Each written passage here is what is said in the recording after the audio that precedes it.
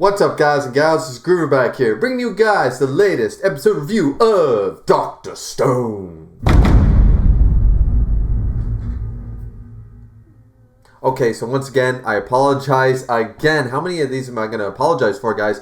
Where I am extremely late, but thankfully there's not, the episode 12 is not quite out yet. We got episode 11 coming at you with one of my favorite characters. I won't say my favorite in the series, but he's a contender, and that is Kisaki. Old man Kisaki is old G-chan. He is the best, okay? He is just a badass. He's such a Master Roshi level character. I really enjoy him. So, this episode, right? They're going to make glass. And this episode could be almost split into two separate parts.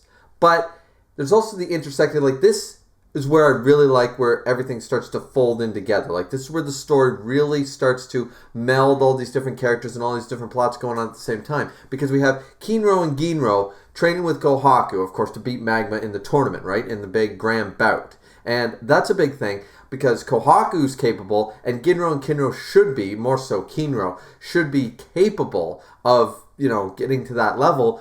And then we find out halfway through the episode when they're all talking about making glass. Glass is their next step into making. They need glass and stuff. And they go on the whole journey to make glass. But it's all about the whole fuzzy eyesight. It's all about the fuzzy nearsightedness sort of idea that that some of the characters, of course, are part of. So same with Sukiya. So basically, that's why she wears the watermelon thing on her head. We see her, for the first time and all that stuff, and she's cute, but she has to squint her face so much that she's embarrassed, and she finds that, of course, dramatic effect, but she feels like she looks ugly, and of course she does for, once again, comedic effect to show that she's always squinting at everything to try to make it out. So, basically, they explain why the watermelon is helping her be able to at least see somewhat, and they're like, okay, we're going to make glasses pretty much for this chick. And at first, when I read the manga and stuff, I was like, okay, how are they going to make the frames and stuff like that? But instead, it's so funny because the whole thing was so she didn't have to hide behind the watermelon head anymore and stuff. She didn't like it because she felt embarrassed by her face when she's squinting. But now they make the glass, they fix the glass, they do all that stuff. And she doesn't have to squint now that she has the glass. And there's a really nice tender moment, there really is, where she sees the sunflowers and stuff through this clear crystal thing. She looks up at the sky and the forest and everything, and she just starts crying because she's just so amazed. Like, her vision starts to blur again now that she can finally see the people that she's been having such a good time with. And Senku, remember, the one who never asked about the watermelon on the head thing, so she already took a liking to him from the very beginning. I really, really like this. I gotta stop squinting because that kind of, see, this is why she had a problem, guys. Like, already, geez, my ears are, tearing up and stuff just from, pretend squinting, 3 or 4 times. So, I can only imagine what it's like to be her, so I totally get it. We also find out, as I said, here's where the intersecting plots go. It's okay, so we already knew about the whole Kinro-Ginro thing. Then we find out that Kinro himself, he also has the problem with the fuzzy sight. So instead of asking for help and stuff and figure that out, but it's not really made clear whether they know that they've made glasses to fix this problem. It's not clear if they've done that. They think the sorcery team is just having fun making glass, doing all this stuff to help with the cure. But as far as I'm aware, the cute little watermelon head hasn't gone up and be like, I can see everything again. Chrome knows and Senku knows.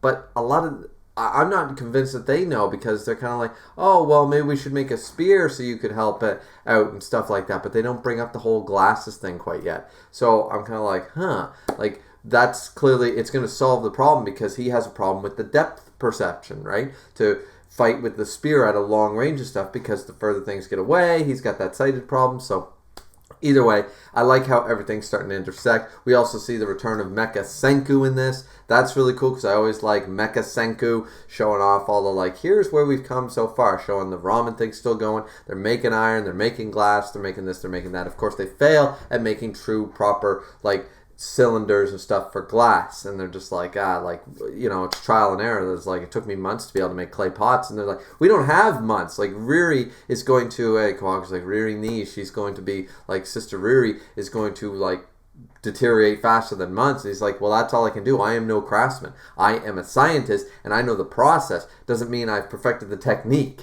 It's one of those things, right? So, and it makes perfect sense. Now, this is where they get Kasaki.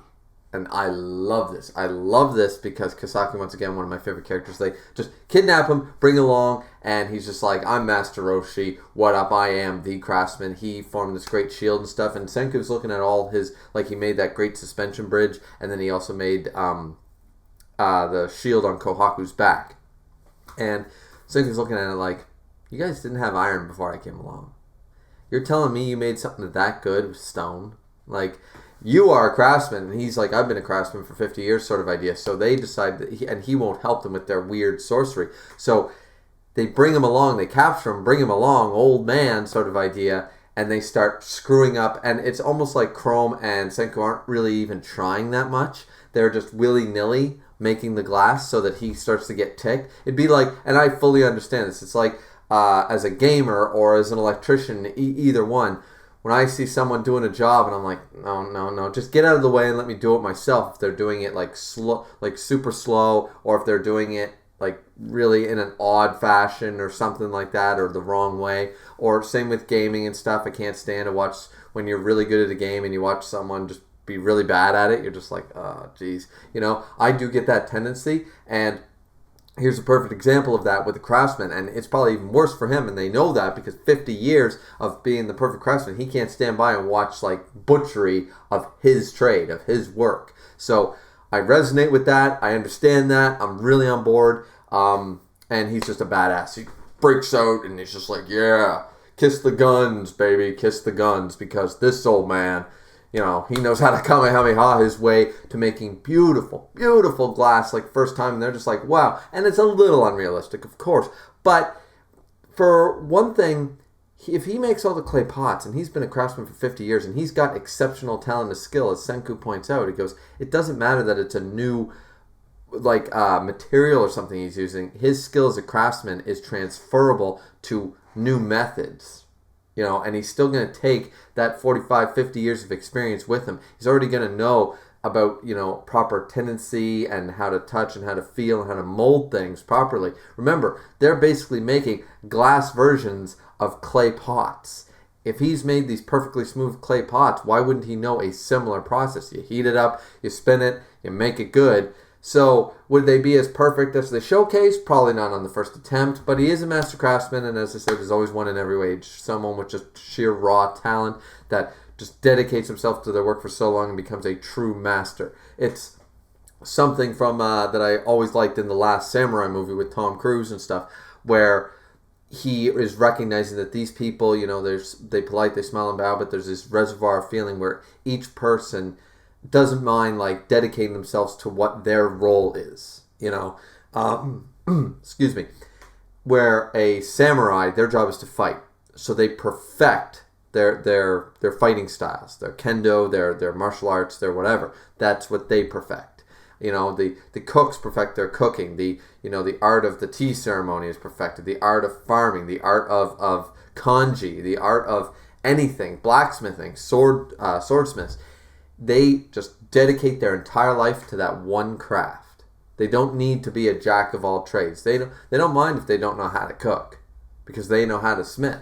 That's kind of the, not that's all they knew how to do, but it's just one of those like total focus. It's that level of focus that's dialed up to 11 that just really makes it goes from someone who, no matter how much raw talent you have, you can turn that raw talent into polished perfection, So either way, this, as I said, I could rant on and on and on about the character of Kasaki in this method, because throughout this story, he is just such a great character. And he's still a great character. So the only other thing I guess I really want to talk about, because Gen and Tsukasa, we don't see them yet. We don't know if Tsukasa believed Gen necessarily.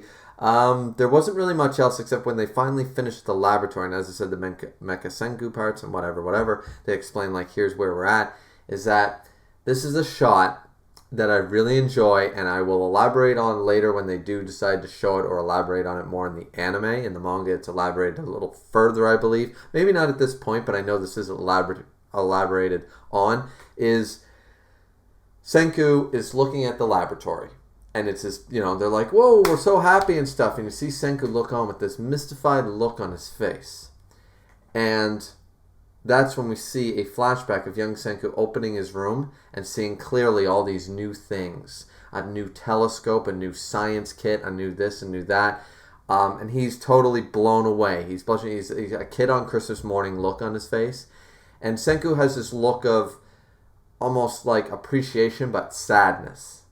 To a degree. And we, as I said, for anybody who's only following the anime, if you only got into Dr. Stone right now, I try to make these as spoiler-free as possible, so I can't discuss the greatness of Senku's backstory and what this all ties back to, because I think it's been one of the best, not even focused stories in manga in a long time, but either way, I really just enjoyed this episode. This episode was really good, and after this, he's just like, oh, yeah, yippee, yeah, we got our lab. It's great. When Senku, then the music cues up and Chrome says, so we have all this stuff. After that happens, they explain the whole, the map. We've got the iron working, we got the open field, we got the ramen stand, we got the glass making, we got all this stuff. We got the home base with the chemicals and all that, and the rocks and the collections. We've started a fundamental thing here, and Chrome is just so impressed, right? He's blown back. He's like, yeah, look at our kingdom of science. And he's like, was it still more advanced than this in the civilization? And Senku's just sitting back like, hi, yes, it was. It was a long, it was 2 million years of evolution and process that brought us to an insane point. He goes, but we're gonna, and here's where the music cues up, and this is what I love. This is what makes Senku such an interesting character, that he just says, but we're gonna, it's the same thing as every time. We're gonna bypass it all. We're going to speed up the process. We can do it. He's not even thinking about in his lifetime. I mean, he is, but he's like, we're going to bypass 3 centuries. We're going to bypass 1,000 years. We're going to bypass 2 million years of evolution, and I'm getting back to the point I can get to space. So he's not deterred, so he's sitting back. He's like, watch, Chrome, our kingdom of science, we're going to surpass 2 million years of evolution, and we're going to quicken that pace up. I'm going to make this happen. And I think it's a combination of the voice acting and the music, but you just get pumped listening to Senku. It's the same thing he's been saying since basically episode 1. And it hasn't lost its charm yet. And I don't think it will, because that's just part of Senku's character. You get hype when he starts giving his little speech like, yeah, we're going to do this. It's you believe him. You're confident in Senku. You believe him because he's excited. He's exhilarated. He's 10 billion% ready to fight and figure out this challenge. So I just really enjoy this. This was a great episode. Episode 12 should be coming out in a few days. I'll try my best to get to that much earlier than I got to this one. But this time I won't even bother making any empty promises, guys. But what did you think of the episode? What did you think of my review? Did you love it? Did you hate it? Please like, subscribe, comment. As always, ladies and gentlemen, it's always very much appreciated. Click that bell notification so you know every single time that I upload a new video to my channel. Thank you guys so much for watching. This has been Griever, signing out.